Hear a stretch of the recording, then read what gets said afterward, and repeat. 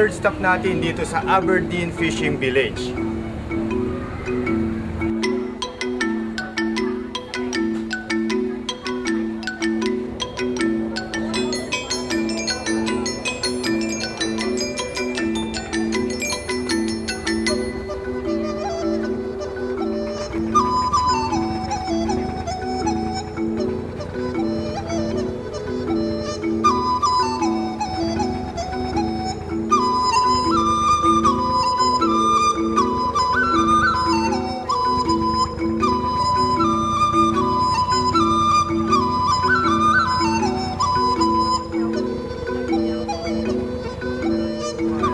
Itong sinasakyan natin ngayong bangka, ito yung traditional na bangka 100 years ago dito sa Hong Kong.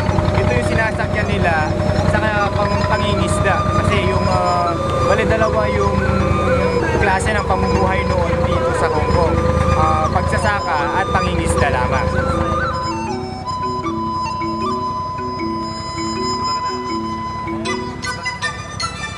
Prineserba ng Hong Kong ang Aberdeen Fishing Village para ipakita at iparanas sa mga turista ang paraan ng pamumuhay ng mga ito 100 taong nang nakakalipas.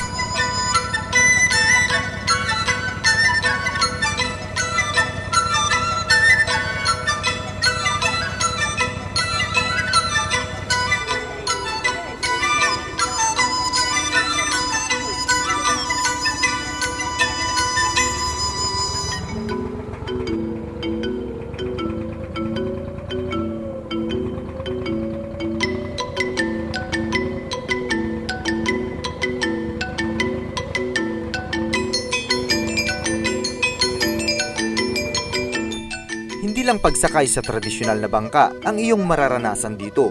Kung gusto mo ring kumain ng sariwang seafood ay mayroon yan dito.